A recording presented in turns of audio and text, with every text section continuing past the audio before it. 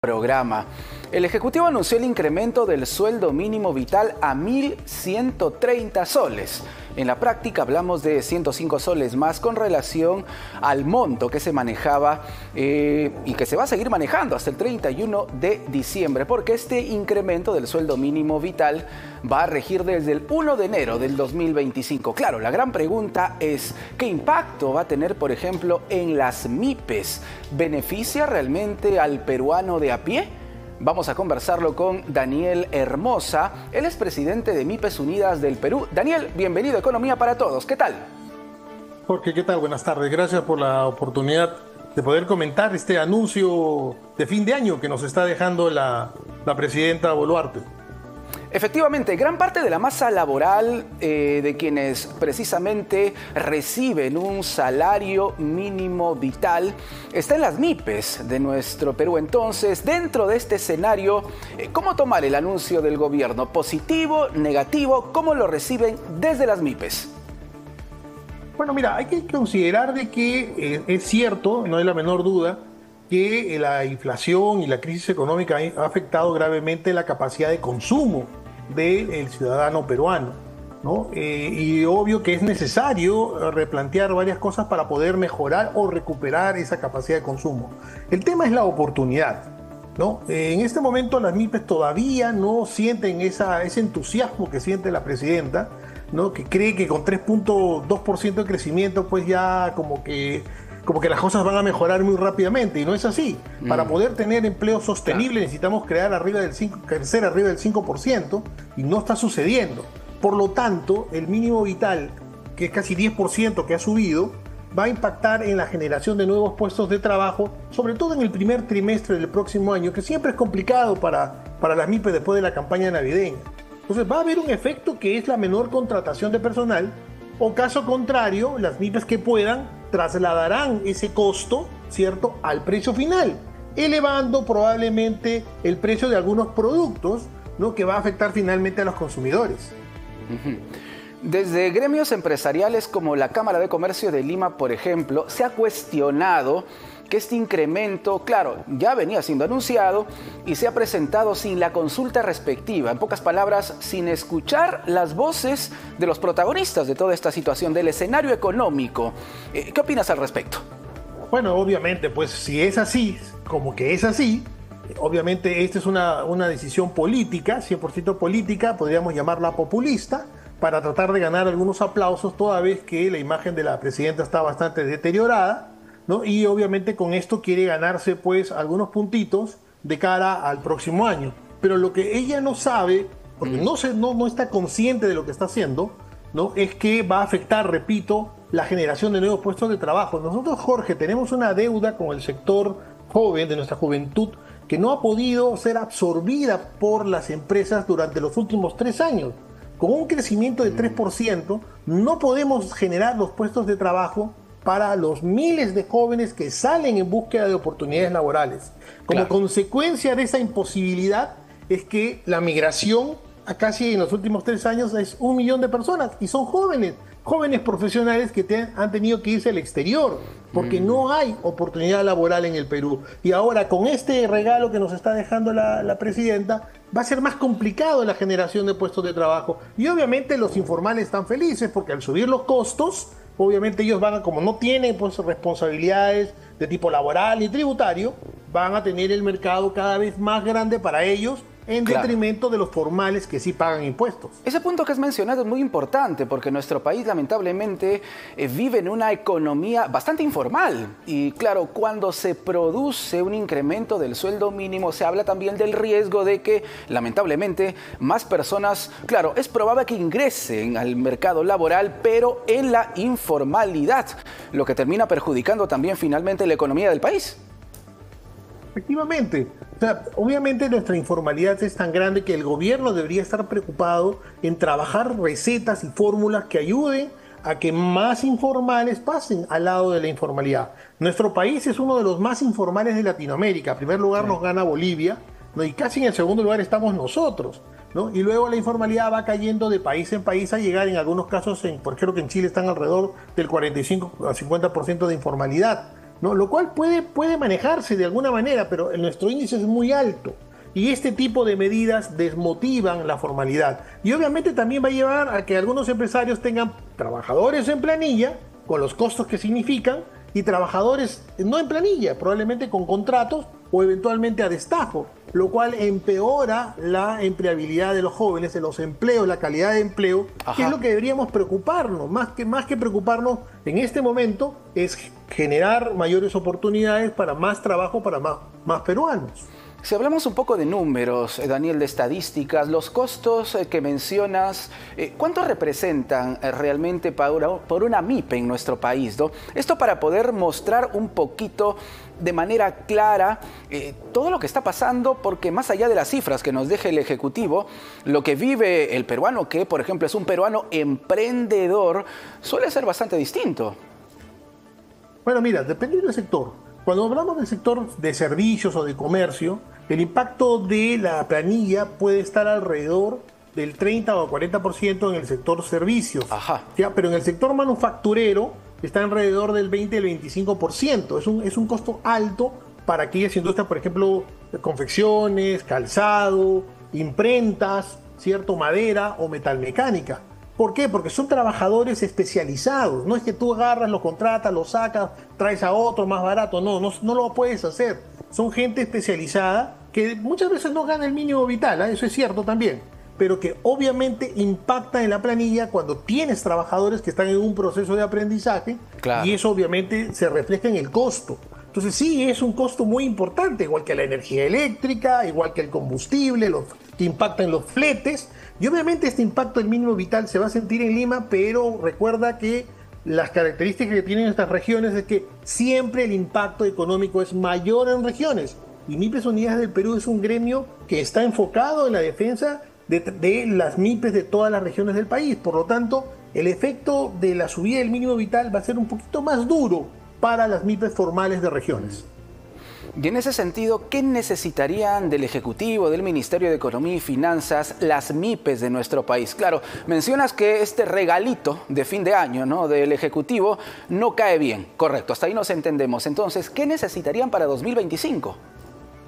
Mira, lo que pasa es que todas las medidas económicas tienen que ir acompañado con medidas reactivadoras. Por ejemplo, el Ministerio de Producción no está haciendo lo que debe hacer.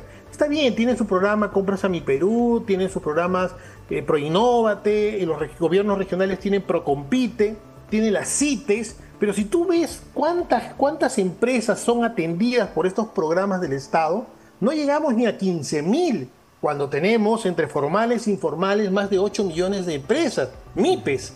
En consecuencia, el impacto que tiene este ministerio es muy pequeñito, ¿no? Y obviamente el efecto multiplicador que debería tener es inexistente. Por lo tanto, tiene que haber políticas que digamos, abarquen mejor, ¿no?, a todos los sectores. Por ejemplo, la seguridad ciudadana. Que todas las encuestas, ¿no?, hechas por nosotros y por otros gremios empresariales, están afectando gravemente la economía de las empresas. El 10% de lo que yo gano al año lo tengo que invertir en seguridad. O sea, un mes de trabajo de los 12 meses es para invertir en seguridad, ya sea cámaras de videovigilancia, el pago del internet, porque las cámaras no es que funcionan solitas, necesitan estar conectadas a una red, y eventualmente la implementación de las rejas y otros negocios un poquito más grandes, seguros y otras cosas más que van incrementando el costo y obviamente nos hacen menos competitivos. Y si queremos exportar, la historia es peor. Y ahí vamos al otro aspecto. Nuestro mercado, nuestra clase media está muy golpeada. En este momento no tenemos una clase media consumidora como lo tuvimos hace 4 años, ¿cierto? Tenemos una clase media que no ha recibido ningún estímulo, más allá de que le han permitido sacar su plata, llámese AFP, llámese ETS, o en el caso del FONAVI, la devolución de tu plata. O sea, la reactivación del consumo ha estado a cargo de nosotros, los ciudadanos, no a cargo del gobierno, ¿cierto? Porque nos han permitido sacar nuestro dinero, que finalmente hemos hipotecado el futuro. Entonces, esto no va a ser sostenible siempre, ya no se va a poder sacar más plata de la AFP. Entonces, el próximo año, ¿qué va a mejorar el consumo de las empresas? ¿Cuál es ese mecanismo que hasta hace unos meses eran estos fondos? Pero ¿y el próximo año cuáles van a ser? ¿De inversión pública? Y estamos entrando a un año electoral, Jorge, ¿cierto? Las inversiones no van a venir porque todo el mundo sabe la inestabilidad que vive el país con 39 partidos políticos y sabe Dios, terminemos con más. Sí, entonces, vamos a tener unas elecciones muy fragmentadas, por decirlo menos. Esperemos a ver Daniel, qué pasa el 26 claro, y después voy al Perú. Ese es el problema. Preocupante realmente. Hay otra medida que proviene ya más que del Ejecutivo, del Congreso de la República, y se trata del pago del IGB, que también ha tenido una reacción del Ministerio de Economía y Finanzas. Hablamos del 8% que van a pagar las MIPES relacionadas con restaurantes, con hoteles, según la norma aprobada en segunda votación por el Parlamento. Norma que, por cierto, Daniel, ha sido criticada por el señor Arista, ministro de Economía. ¿Cómo toman esta crítica? Bueno, mira, yo creo que el ministro hace lo que tiene que hacer, ¿no? Para eso le pagan, ¿no? Para hacer la caja, ver la suficiente capacidad de dinero para poder invertir o gastar en lo que tiene que gastar el Estado. Así que es totalmente entendible su crítica, pero también es entendible que el sector, en este caso de restaurantes y en general de hoteles, reciban esta ayuda, este apoyo. Ajá. Básicamente, ¿por qué? Porque hasta el día de hoy solamente hemos llegado a la mitad de los turistas que recibíamos prepandemia. Estamos en 2,5 millones más o menos. No hemos llegado a los niveles de prepandemia, por lo tanto es un sector que estuvo invirtiendo sostenidamente en restaurantes, en hoteles, ¿cierto? Para atender la gran demanda que iba creciendo, ¿cierto? En el país. Y de un momento a otro eso se paralizó, ya sea por el tema de la pandemia y hoy por la inseguridad, porque la inseguridad ciudadana también asusta a los turistas. Sí. En consecuencia, el Estado tiene que hacer algo. Y bueno, qué mejor manera de compensar este tema con un IGB que lo estoy viendo escalonado, que es lo que han aprobado el día de hoy, lo cual me parece muy bien para darle mayor tiempo a la recuperación económica de este importante sector que da tanto trabajo en el país y que, dicho sea de paso, es uno de los más emblemáticos en el mundo, ¿no? La gastronomía peruana, ¿no? Ahora, ¿este beneficio va a realmente llegar a todas las MIPES? Me pongo, por ejemplo, en el caso de quienes están criticando, no es posible que se beneficie a hoteles de 4 o 5 estrellas o restaurantes de lujo en nuestro Perú. Entonces, habría que aclarar ese punto también. No, está totalmente claro. Este beneficio es para las MIPES. Correcto. Este beneficio son para la micro y pequeña empresa, no es un beneficio para la gran empresa. Yo creo que ahí hay seguramente una mala información, pero yo creo que es necesario aclarar que esto es un beneficio para la microempresa, que es realmente la que está más vulnerable. Pero a propósito de eso, y quiero aprovechar para darte un contexto final. Ajá. El tema de la recuperación económica también va por otro aspecto que debe tomar muy en cuenta el gobierno. Hay una cantidad de deuda pública, de deuda del Estado al sector de la micro y pequeña empresa, también mediana y grande, ¿no? Que hasta el día de hoy no se está cubriendo por parte del Estado. Ajá. Son más de 6.000 millones de soles que se le está debiendo al sector de la micro y pequeña empresa, municipalidades, ministerios, todo el sector público, los famosos devengados, que el 31 de diciembre, si no lo certifican, esta pobre empresa que no se le va a pagar este año va a tener que mendigar durante todo el próximo año y con suerte esperar que el próximo diciembre le paguen. Y no es posible que empresas que han confiado en venderle o darle servicios al Estado no paguen. ¿Tú te imaginas si el Estado fuera consciente de esta situación? Porque no lo es, ¿cierto? Y comenzara a pagar a los micro y pequeños empresarios, también a la mediana y grande, porque la mediana y grande nos contrata a nosotros. Y si no le pagan a ellos, el efecto dominó, no nos pagan a nosotros. Claro, ¿cierto? Es una Se cadena. reactivaría la economía. Reactivaría la economía, porque las empresas recuperarían liquidez. Es un crédito involuntario. Yo te vendo, pero tú no me pagas, no pasó nada. No es correcto. Yo creo que el Estado tiene que hacer un gran esfuerzo. Estamos haciendo toda la incidencia posible. Y estoy seguro que si no va a haber FONAVI, no va a haber otros fondos para el próximo año, paguen las deudas a la MIPE. Y con eso vamos a lograr mantener sobre todo el mercado consumiendo. Porque si no hay liquidez, no hay movimiento, realmente vamos a tener un problema que el próximo año no vamos a crecer, sobre todo en la microeconomía. La macroeconomía tiene un comportamiento distinto, ¿cierto? A mí me preocupa, y creo que a todos los ciudadanos nos preocupa lo que está pasando abajo, ¿no? Sí. La pobreza, la desnutrición, la falta de empleo, los jóvenes escapándose del país. No es correcto. Yo no sé por qué la señora, ahora la escuché en un discurso muy entusiasmada de los resultados. 3.2, claro, si te comparas con los que están peor que nosotros, Pues obviamente, pues. Pero no nos comparemos con los que están peor, comparemos con los que están mejor. Y hay que saber cómo llegar a estar en ese bienestar tan necesario para el país. La última, Daniel, por favor, hablaste hace unos instantes de inseguridad. En ese sentido, ¿se tienen cifras? ¿Qué porcentaje de MIPES lamentablemente está afrontando problemas de extorsión, de ataques por parte de bandas criminales? ¿Y qué están planteando al respecto, por favor?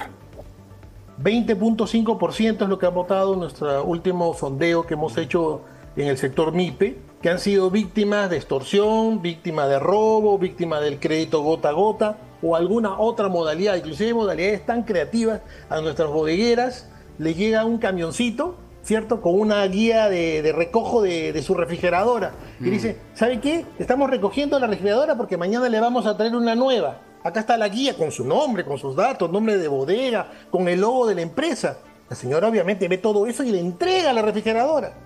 Y llama al vendedor, ¿cuándo llega mi refrigeradora nueva? Señor, nosotros le hemos mandado a recoger su refrigeradora. Increíble. Eso es mentira. Entonces, fíjate la modalidad de cómo están sangrando a los pobres bodegueros, que no son pues grandes empresas. Claro. ¿No? Porque la delincuencia más creativa, ¿no?, como siempre decimos, está subiendo por el ascensor y la policía está subiendo por la escalera. Nos está llevando una ventaja increíble y cada día perfeccionan su manera de cómo poder robarle a los pobres microempresarios, ¿no?, algo que les cuesta muchísimo. Y no tienen seguros, no tienen nada como para poder reponerlo. Así estamos, Jorge. Esa es la realidad de las MIPES.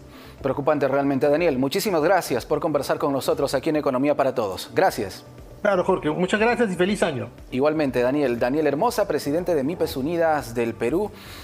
Son las reacciones precisamente de los micro y pequeños empresarios, los emprendedores de nuestro país, tras el anuncio de la presidenta Dina Boluarte del incremento de la remuneración mínima.